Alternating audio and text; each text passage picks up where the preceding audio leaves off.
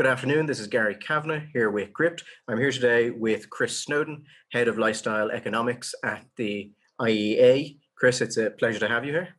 Nice to see you, Gary. How you doing? So, Chris is the major author of the Nanny State Index, which has just come out for 2021. Ireland is actually doing a little bit better than it was before. We've gone from 8th to 6th. So, do you think just before we go into it, do you want to just give a general outline of what the Nanny State Index is and what its purpose is? Yeah, sure. So there are a few indexes of this nature. There's a economic freedom index, there's a human freedom index, civil rights, this kind of thing. There wasn't one looking specifically at these kind of social lifestyle issues, which, to be specific, there's really 4 or 5 of them: e-cigarettes, alcohol, tobacco, food, and soft drinks. And these are things that, in Ireland and UK, and as the index shows, various other countries are regulating more and more harshly, usually in the name of public health. I thought it would be interesting to see the differences between countries. We started off with the EU. For the new index, we've expanded it slightly. So we've got the UK still in there, not as an EU member, but also Norway and Iceland. So we got 30 countries in all, and it's a league table. We just give each country points for various restrictions, for the size of their tax on alcohol or cigarettes or e-cigarette fluid or sugar. More and more things are being taxed, and the number of things they ban, basically.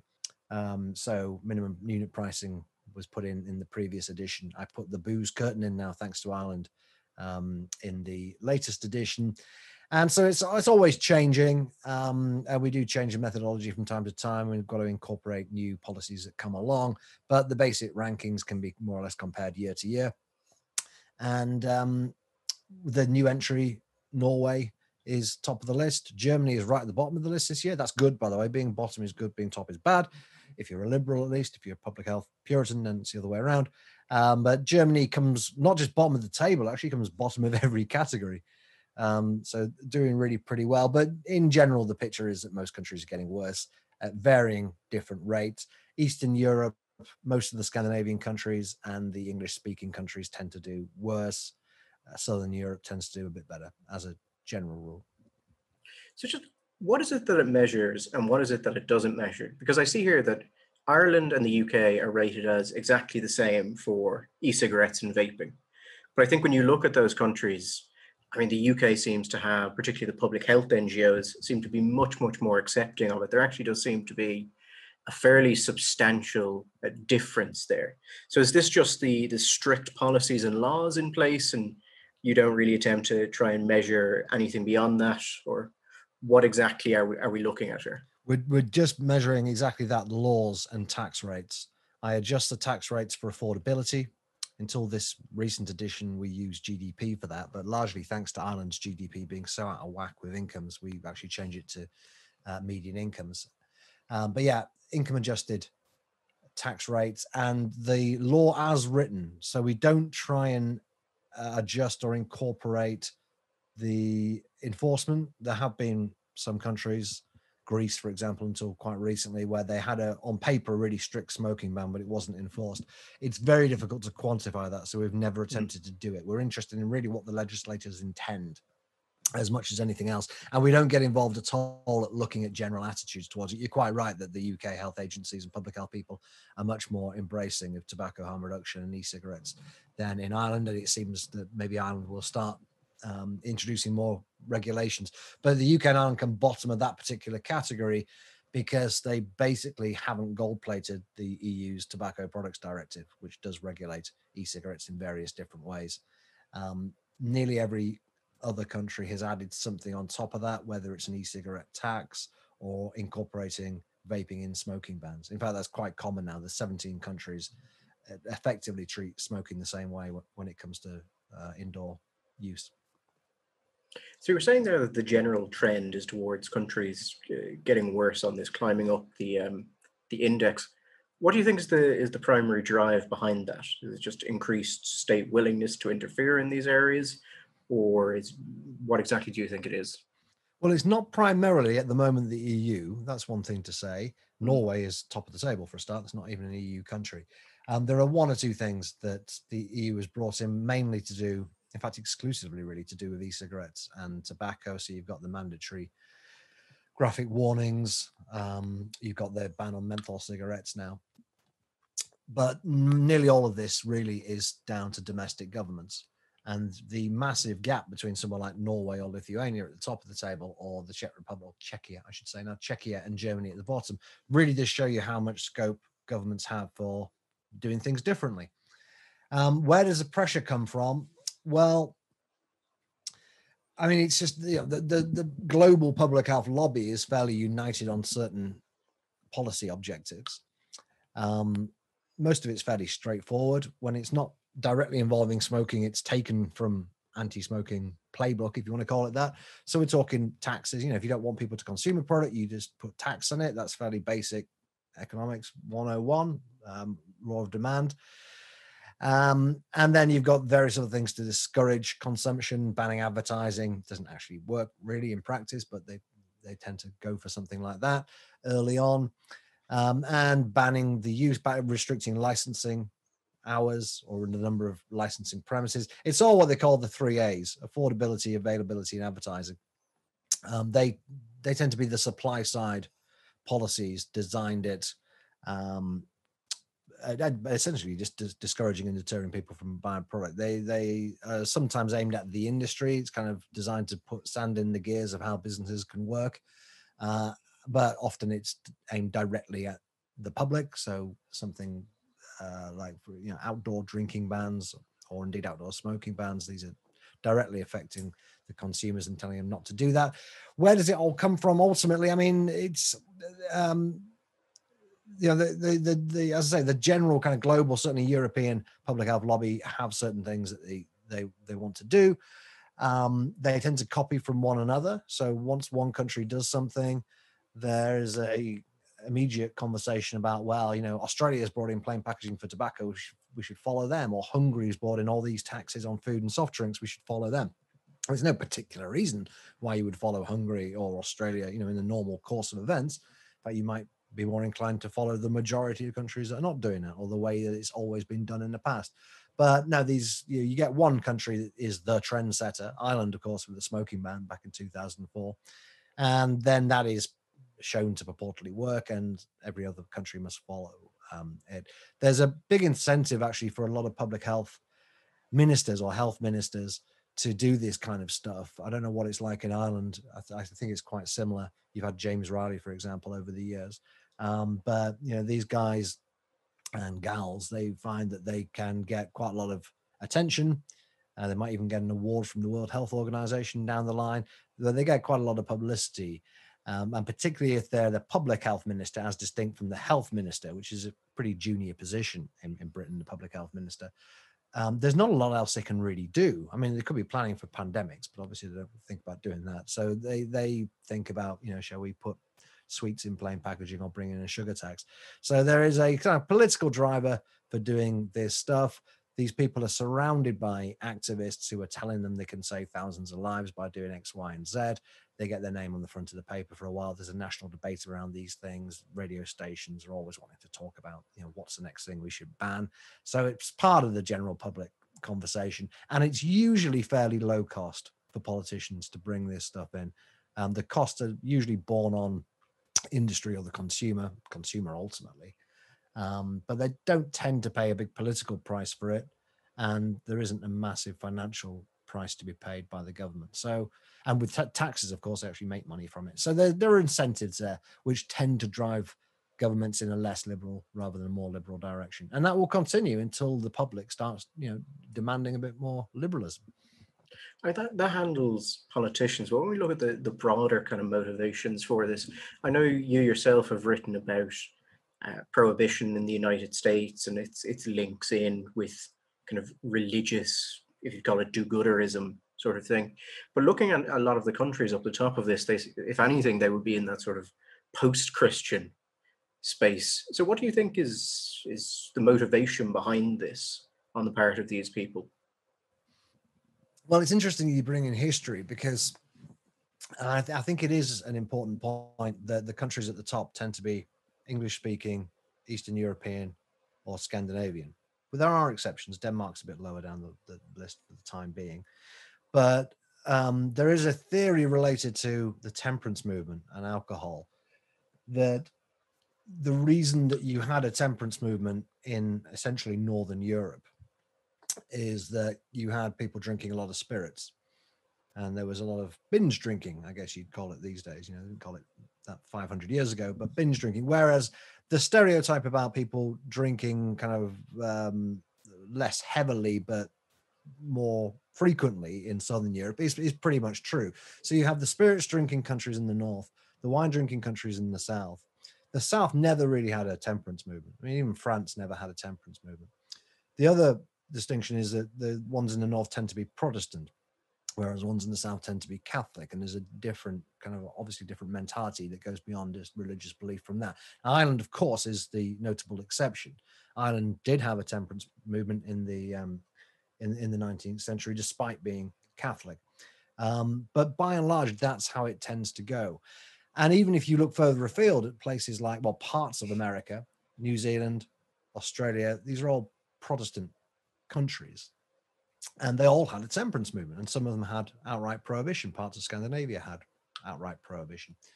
And it's notable, I think, that all those countries now are not only having a bit of a revival of temperance, but have been the strongest on clamping down on smoking. A lot of them been clamping down on vaping. A lot of them now are going down this, food regulation move. Now, I haven't thought this through well enough to really flesh it out, but it seems more than a coincidence that this is going on. In Eastern Europe at the moment, we're seeing a revival of temperance, but again, big spirit drinking countries traditionally, very much so. And they're really having a go at alcohol and at drinkers at the moment. Very big tax rises. Lithuania quite recently raised the drinking age to 20, which is one of the very few countries in Europe to have done that. Iceland and Norway have also higher drinking ages, especially for spirits, notably. So I think there's something related to having a history of temperance and having a history of Protestantism that leans countries towards state control and kind of a paternalistic outlook, which results in regulation. And you still don't see that so much in places like Spain or Greece.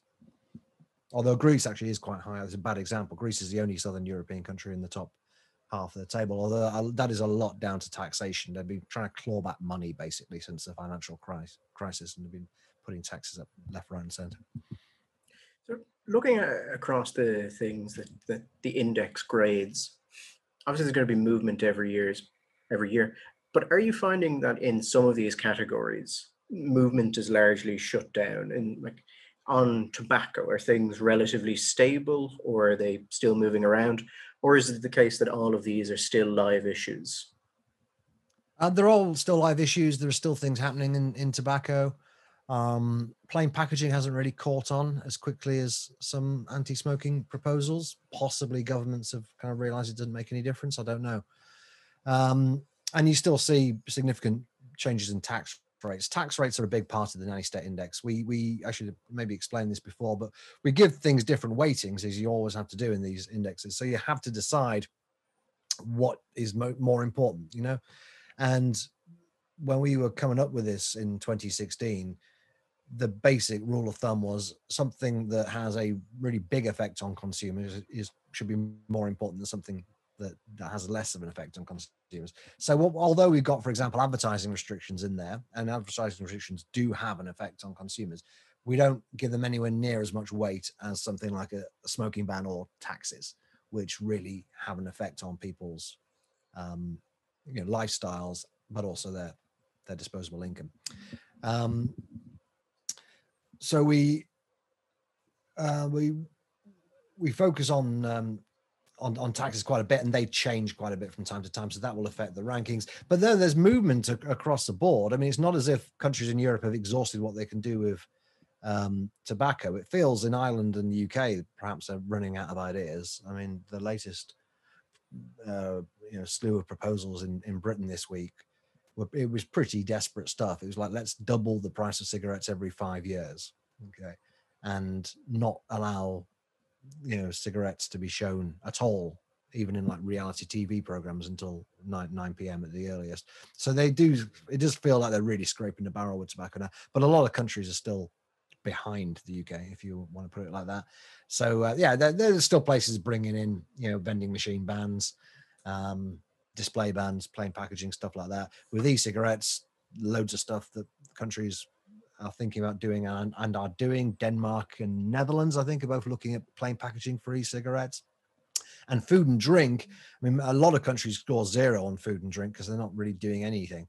That's where I think the room will be for policy over the next decade or so, be more and more of a clamp down on so-called junk food, on soft drinks. More and more countries are taxing soft drinks and energy drinks and even artificially sweetened drinks. But there's clearly scope for doing a lot more if the nanny statists get their way. They clearly see that as the next dragon to slay. I mean, we'll go into e-cigarettes in a second, but in relation to tobacco, is there any country that's actually moving towards less restrictions and less taxes? No. I mean, there isn't really any sign of that in any of the categories. Every now and again, a government will shelve a proposal. They might say, "Oh, we're going to do plain packaging, or we're going to bring in a sugar tax," and then either there's a change of government, they change their mind. That happened with the smoking ban in Austria a couple of years ago. They're going to bring in a big smoking ban, then the government changed, then that government fell, and then they did bring in a big smoking ban. All this stuff tends to happen eventually. It's like, they've only got to be lucky once, we have to be lucky every time, kind of thing. But no, there's no sign of liberalism in any of these areas, except for the ad hoc thing like that. You might see taxes fall now and again. Italy slashed its tax on e-cigarettes a few years ago. Some of the Eastern European countries have reduced their tax rates on alcohol because they've hiked them up so high that people just cross over the border to Estonia or Finland or whatever. Maybe not Finland. Probably the people from Finland are coming over to Latvia or Estonia. But you get cross-border shopping, and it takes governments a while to realize that the Laffer curve is real, and you can't just keep putting tax up again and again when you have freedom of movement and freedom of trade. So yeah, you get these little wins along the way. Occasionally, the High Court will rule something to be unconstitutional. That happened, weirdly enough, in Greece with their wine duty. About half the countries in the index don't tax wine at all, mostly wine producing countries, you won't be surprised to hear. And Greece, following the financial crisis and all the problems that emerged from that under Syriza, they brought in a tax on wine for the first time in Greece's history, very long history. And it didn't go down very well. And for some reason, I don't quite understand the legalities of this, but for some reason, the High Court said this was unconstitutional. So they got quite a sound constitution, if nothing else, in Greece. But no, the short answer is there's very little in the way of liberalizing things. You don't really get governments coming in saying, we've had enough of the nanny state, we're going to get rid of it. I mean, Boris Johnson kind of said that, but he hasn't actually followed through on it.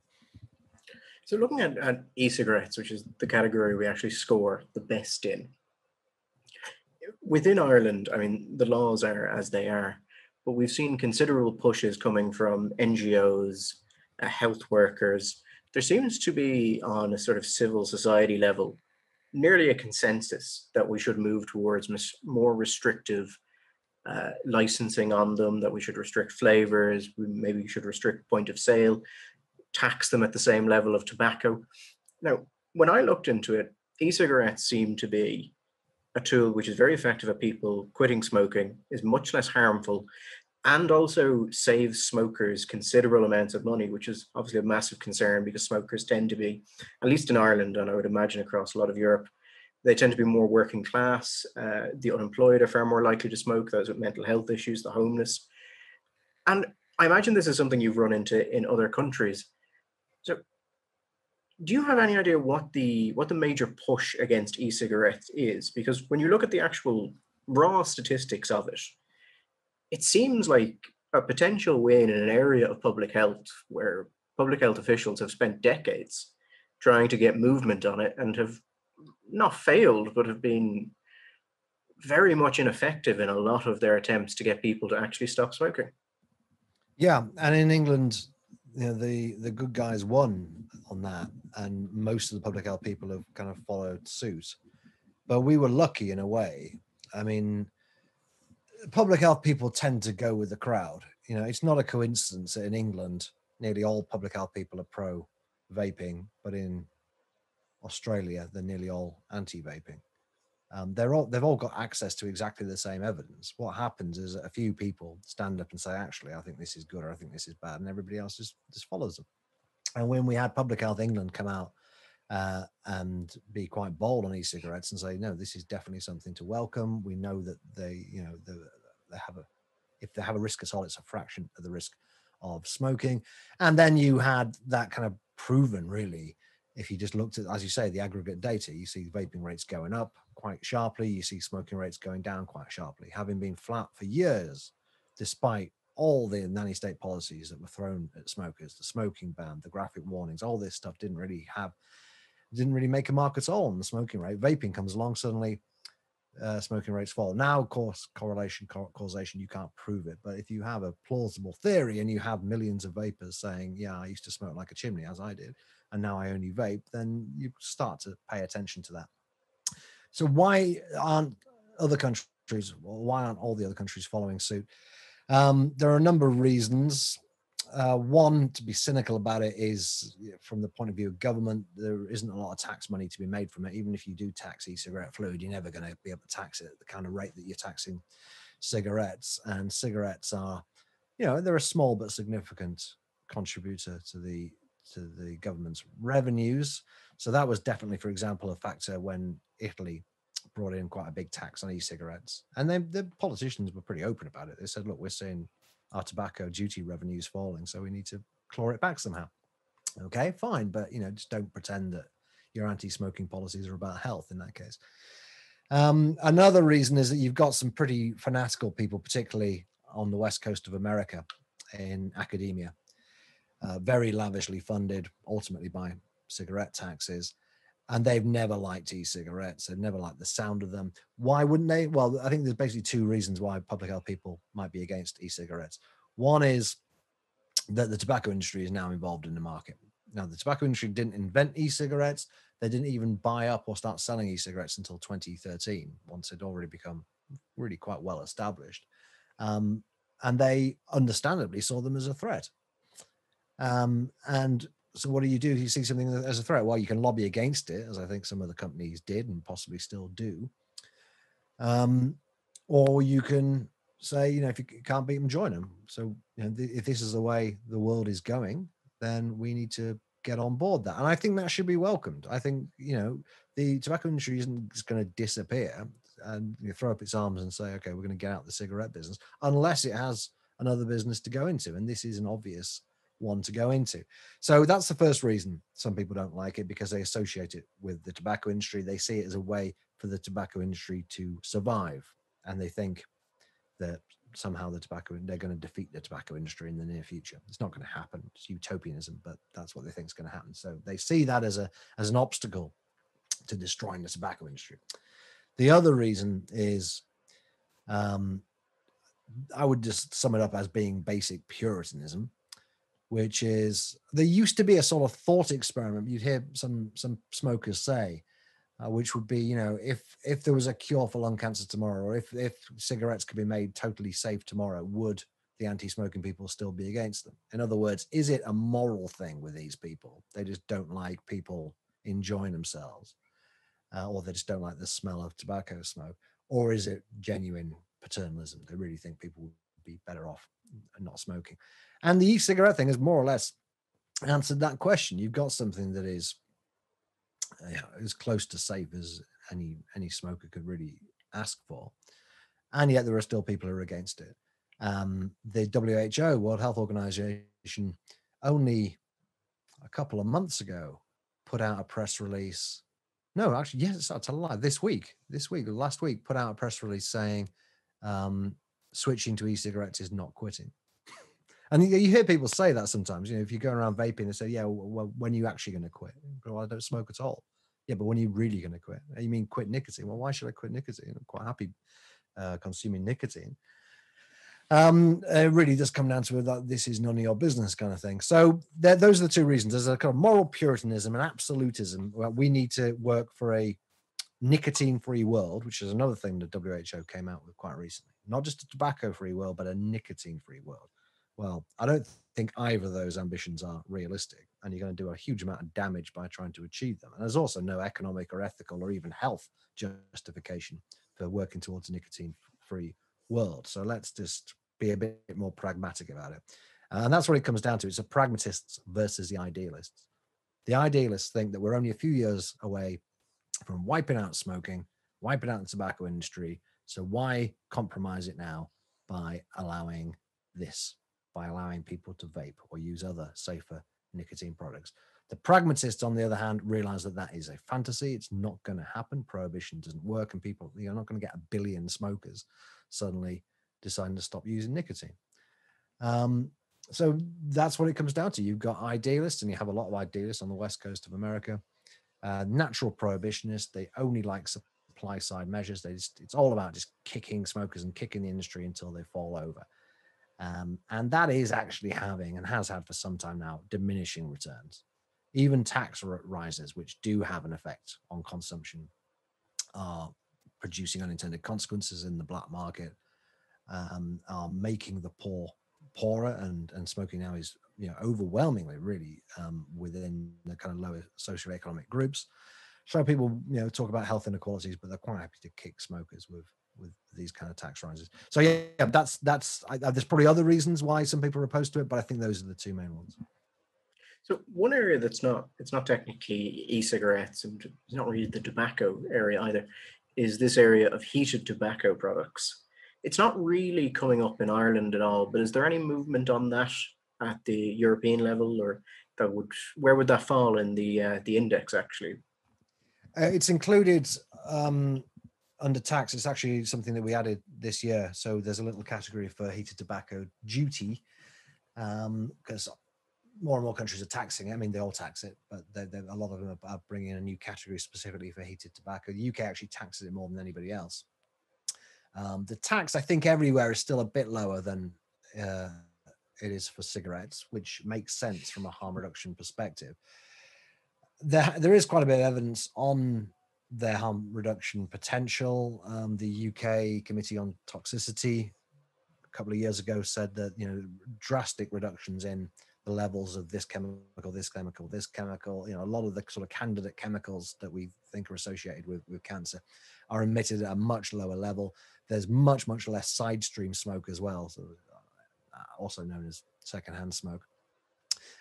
So there isn't any serious doubt about them being a lot safer. The US Food and Drug Administration, which is now approving reduced risk products and allowing them to be marketed as such, has finally approved IQOS. It's a very, very difficult thing to do, to get the FDA to approve anything. I think it's only approved 2 products in the last decade, but it has approved IQOS, which is Philip Morris's heated tobacco product.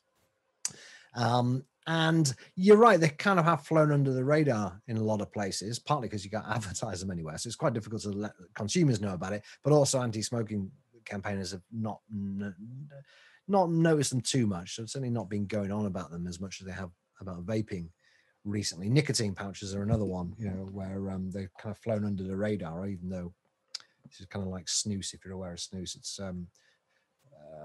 it's essentially like a smokeless tobacco product without any tobacco in it. So it falls under a weird category for regulation. But this is the point. There are more and more of these reduced risk nicotine products coming to market. Governments really should resist the temptation to overtax them, or certainly ban them, but they won't do, for the same reasons I've just gone through. It's exactly the same mentality. It's still nicotine. It's still the tobacco industry in many instances. So we can't be having it. Let's nip it in the bud.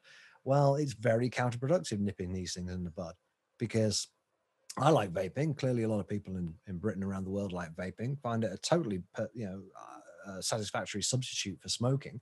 But a lot of smokers don't. A lot of smokers have tried it and don't like it. Maybe they'd like heated tobacco. Maybe they like snus or nicotine pouches or something else. You can put nicotine into all sorts of devices, potentially. So I say let a thousand flowers bloom.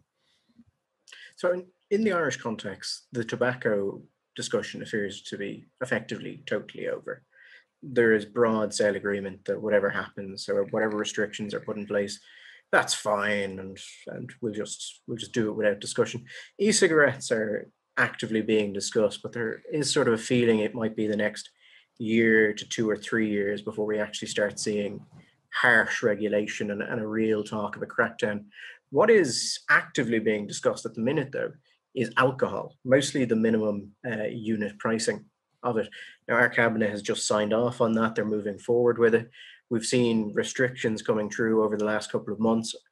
This year, they accidentally banned giving brides free prosecco at dress fittings because they had decided that barbers giving people a drink while they're getting a haircut could absolutely not be allowed.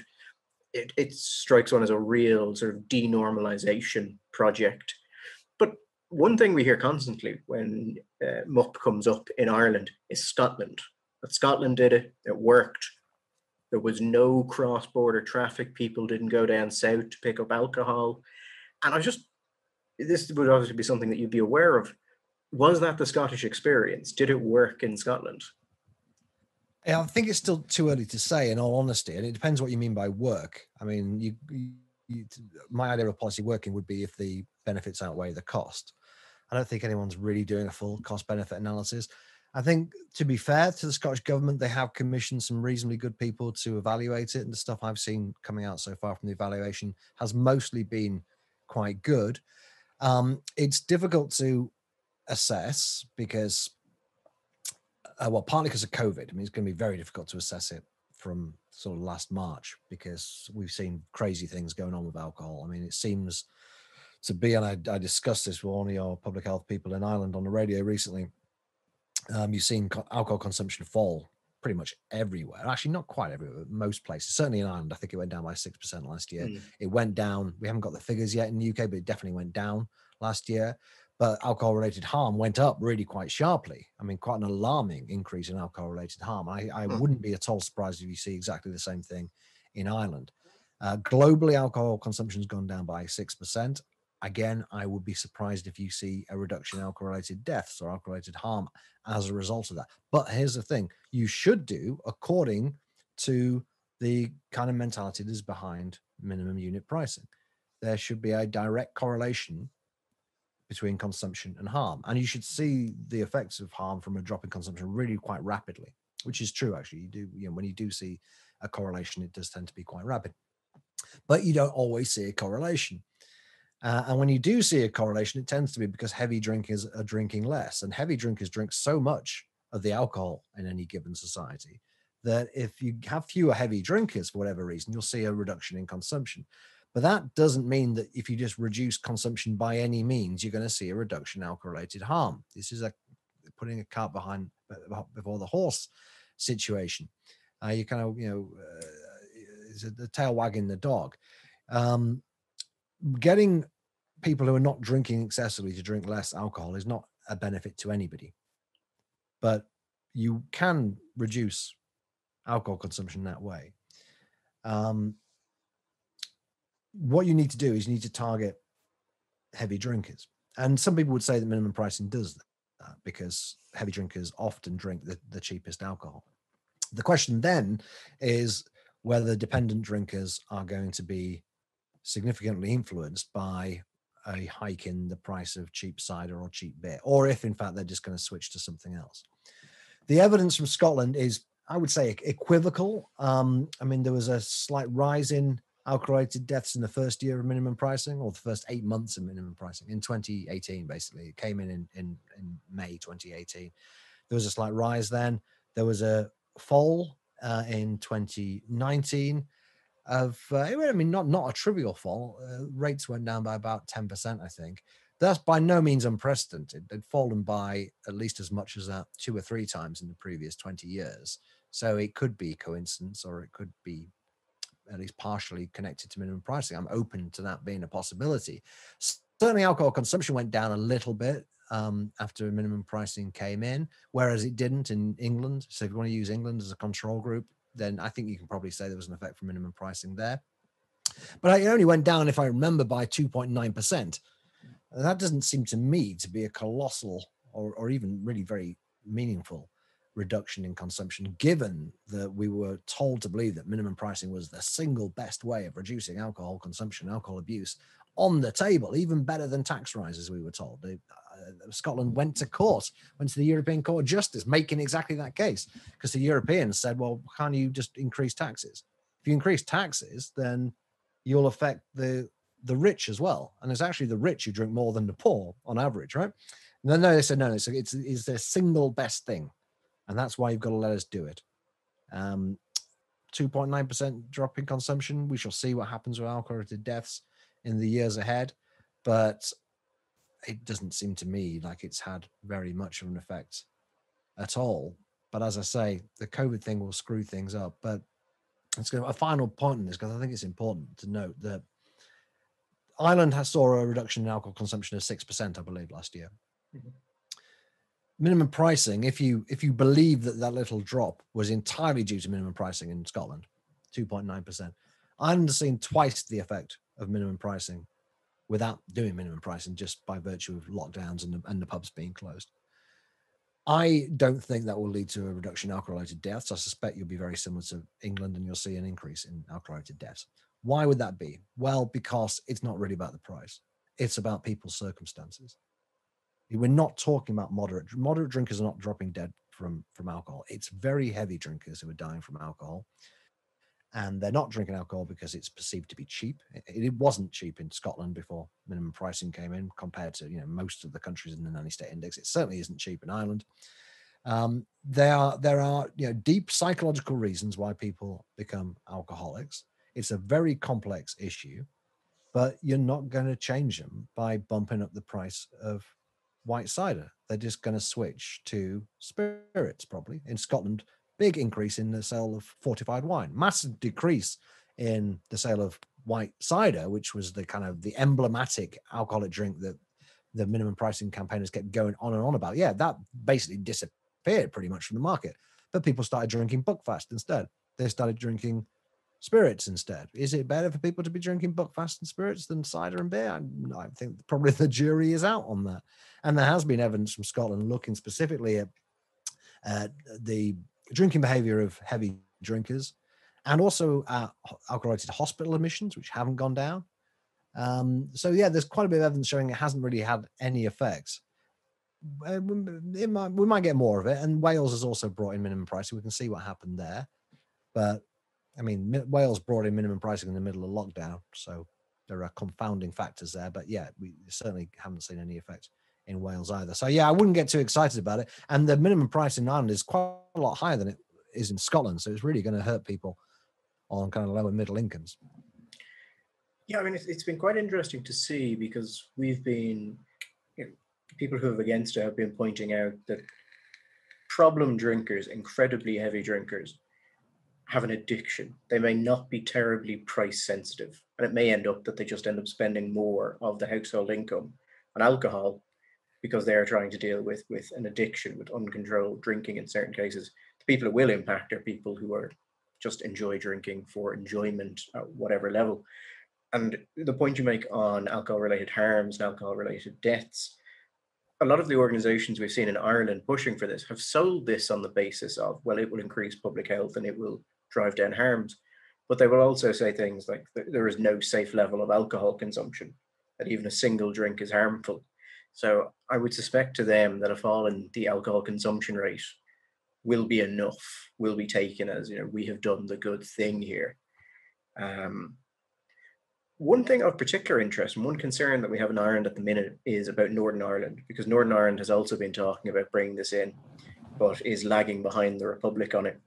Are you familiar with Scotland? Was there any spillover to British supermarkets or off licenses or the like? Did some of Scotland's demand just go south?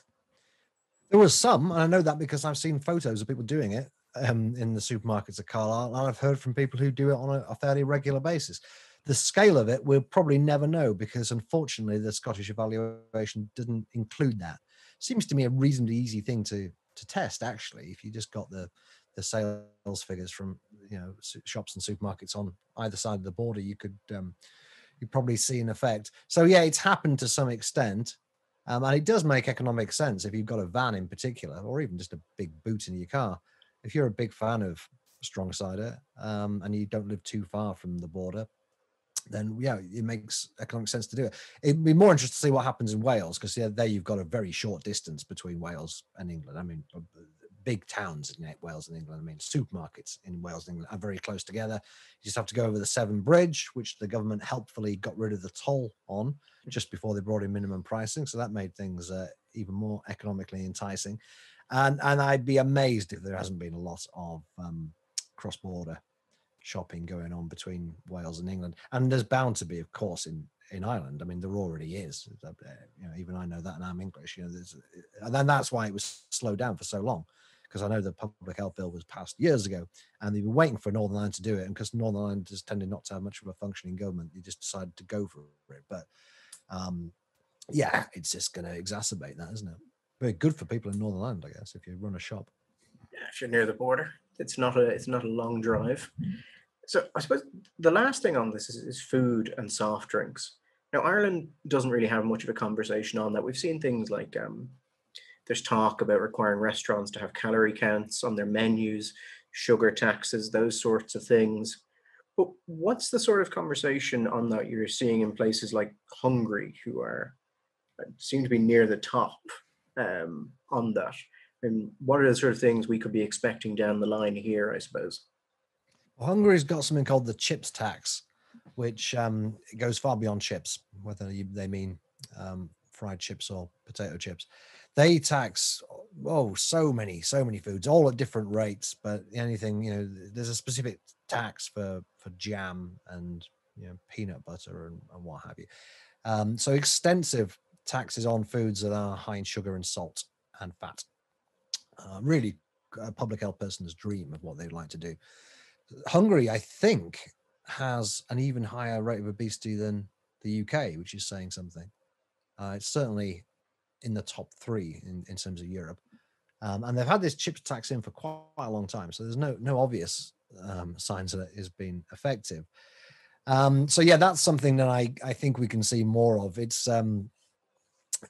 It's all a bit difficult for governments with this food regulation thing. They want to do it, and Boris Johnson really wants to do a whole lot of this stuff. But there's a fundamental political problem, which is that although the public health people term a whole range of food as being junk, and people don't like the sound of junk food, obviously, it's a pejorative term, but there's no legal definition of junk food.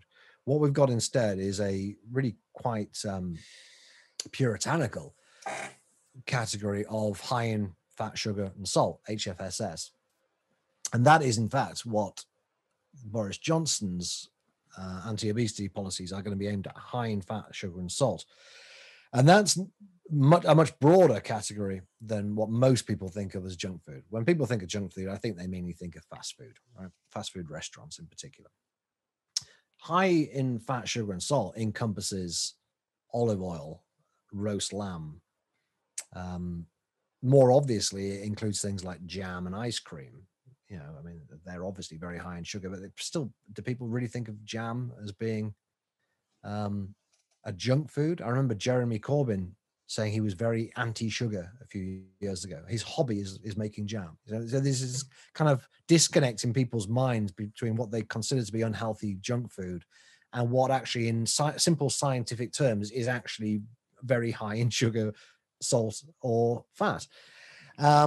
And so once the government realized that for example, it wants to bring in an online advertising ban for so-called junk food, HFSS food, a total 24-hour day, all platforms, including your own website, you can't advertise HFSS food, which means that, for example, the local wedding cake maker can't put an advert on Facebook or even really advertise their own cakes. It means a local bakery can't advertise on Google AdWords or something like this.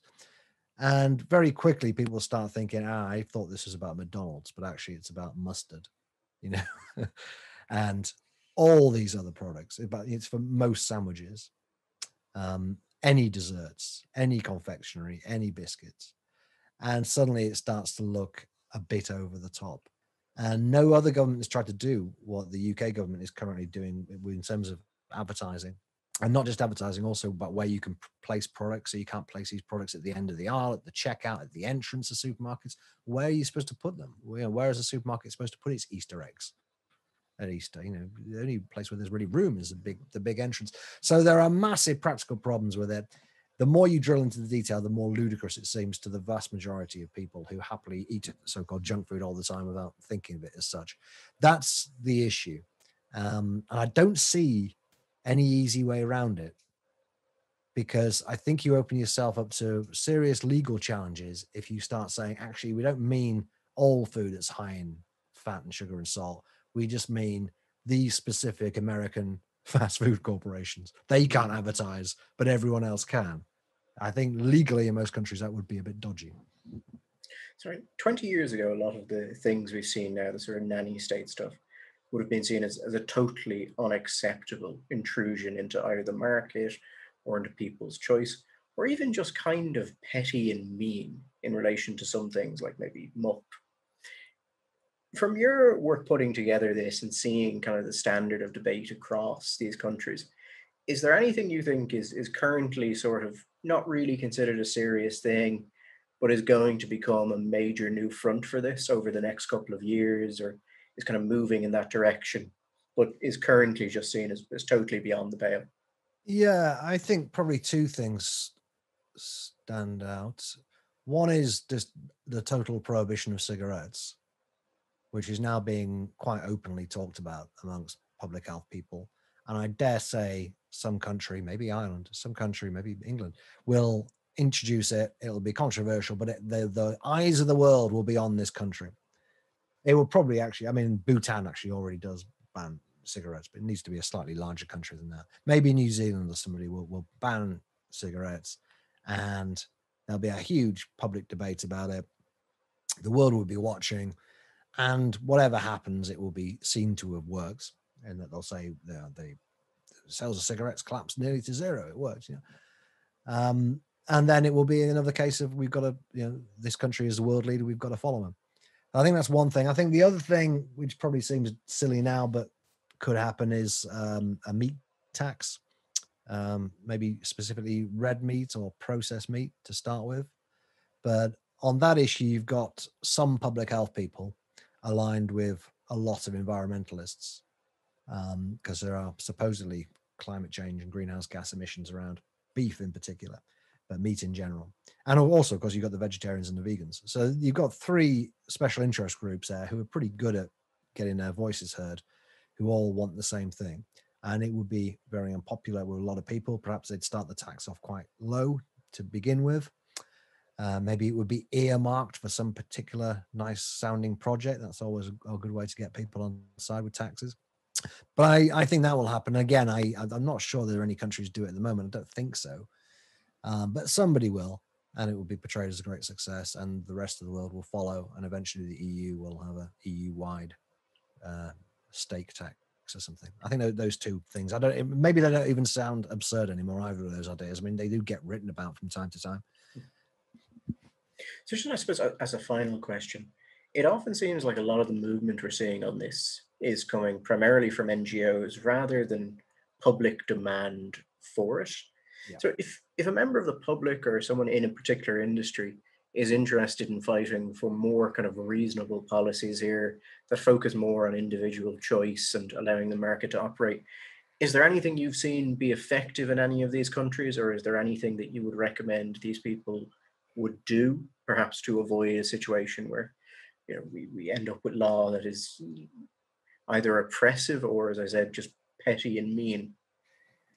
Well, I don't know much about the ins and outs of lobbying. I dare say there is lobbying going on all the time, of which I'm unaware, which actually is successful. From my perspective, looking at this from the outside, it feels like a proposal comes along, there's a bit of fighting about it, a fairly half-baked campaign against it, and then the government does it anyway. So it does feel like a losing battle. But I'd say maybe there's more going on behind the scenes, and I realize it's slowing some of this stuff down at least. I think the main thing is foresight. You have to see this stuff coming. And I mean, the two examples I've just given are something that I think consumers and businesses should be considering as being a serious proposition. And once it happens, there will be a domino effect. So there's no point just saying, and I think the tobacco industry was a bit like this with the smoking ban, from what I've heard from my friend Simon Clark at Forest. They, Ireland were talking about a smoking ban, and the tobacco industry was like, well, it's a tiny market for us. It doesn't really matter. But of course, it was a precedent. It was immediately copied around the world. Now, as it happens, smoking bans don't have that big an effect on the smoking rate, at least. They do seem to reduce the number of cigarettes smoked. But that seems to be a pretty obvious example of something, well, this is undesirable. Just from their narrow financial perspective. And smokers were like, well, why didn't the tobacco industry do more to stop this happening? And of course, the tobacco industry, it's limited in what it can do, because it doesn't have a lot of respect, shall we say. And there's only so much businesses can do. But I think it needs to be more alert to the dangers and take some of these threats more seriously. You don't have to be reading the tea leaves to see what's down the line. The medical journals and the public health conferences talk pretty openly about what they want to do.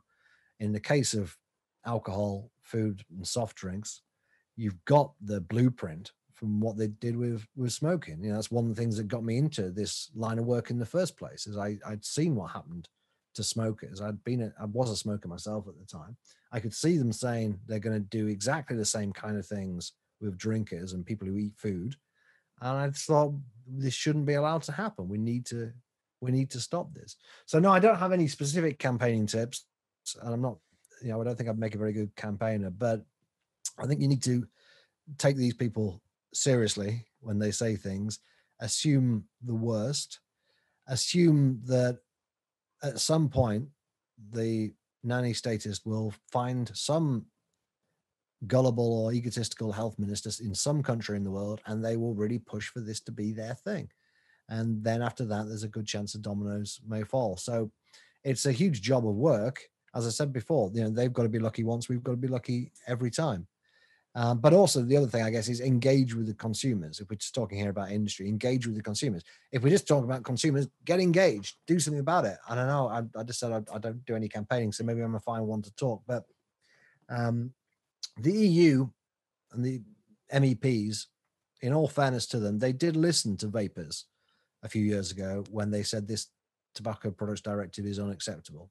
This is at a time when the EU wanted to essentially regulate e-cigarettes like medical products, which would have meant they basically were unavailable.